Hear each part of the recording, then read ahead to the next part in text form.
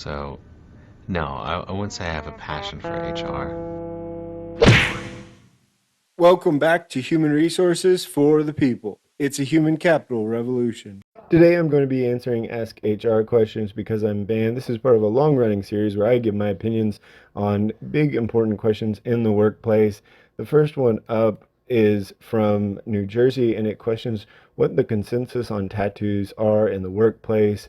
They're a recent college grad in a first professional job, work at a large university. They say they work at a first professional corporate job, but they work at a large university. I mean, I suppose you could both be a corporate job and work at a university, but uh, if the corporation is the university, that's not a corporate job. Regardless, job is relaxed about piercings and tattoos, but they have a mom who's in HR. They're working on placement of a new tattoo, and they want to know whether or not it's frowned upon in the workplace or what it's like. And really, the question on this is difficult because it is completely up to your workplace environment as to whether or not tattoos are acceptable.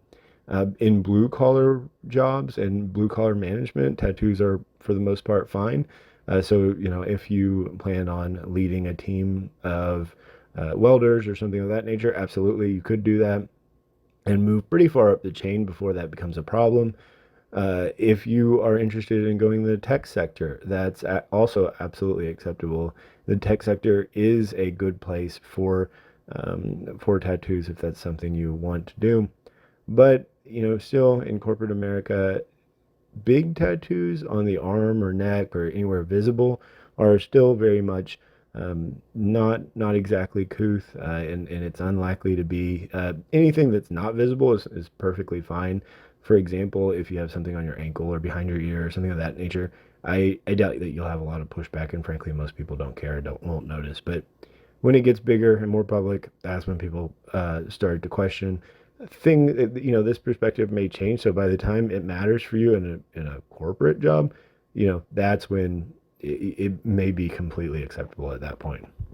The next one is Montana. This word is I'm unreliable. I had to go home today, but for medical reasons. They take lamotrigine, don't know that one, and lithium. The person accidentally OD'd on it, and totally an accident. Didn't mean to, of course. They said, I can't work today. I need to go home. This interfered with their attendance, and they're scared that the new manager is building a case to fire them. What can they do to save themselves? And the OP went on and just kind of talked like that ADA, mattered in this situation. So, no, overdosing on medication, which forces you to go home, will not be covered under the ADA in any capacity and will not be supported, and it won't help you. More than anything, attendance is not necessarily protected under the ADA. That's very case specific, case dependent, and frankly, if the new manager is building a case to fire you, that you just gave them quite a bit of ammunition. ODing on a medication at work is really, I mean, that's pretty serious. I mean, that poses quite a bit of liability for the employer. It's dangerous for you, and it's obviously still an attendance issue. You can't save yourself by claiming that you have a disability because you OD'd. That's just not going to work, and it's not going to be effective. I suppose, I mean, it wouldn't even be qualified under FMLA because it's not a serious medical condition. The overdose itself, whatever reasons that you're taking these things might be under that umbrella. So in short, the new manager isn't building a case to fire you. You built a case, and that's unfortunate. That means to be more mindful of medication. The last one is the most important one. It's out of Florida and asks about severance pay. It says, I wanted to know if severance payout can be negotiated. They had 1 month per pay year of service.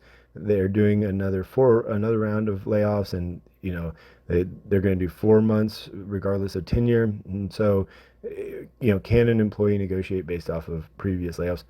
No, I mean, not based off of that. They can negotiate, I suppose, if you think that you had something that you could hold the company legally liable for, but it doesn't sound like that's happening. Previous layoffs don't mean anything, and that would be a little bit discriminatory, I suppose. If one person got the previous layoffs pay, but the others did not, Ultimately, this company is in bad shape. So you have very little leverage. And even if you were to sue for some sort of wrongful termination, the company may not have any money left over to pay it anyway.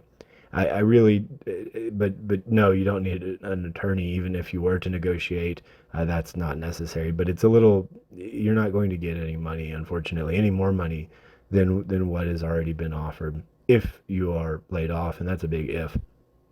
Well, let me know what you think in the comments down below about this. Do you want to negotiate severance pay? Do you think you have a position of power? Let me know in the comments down below. Like, share, and subscribe, and we'll see you on the next video. Bye, guys.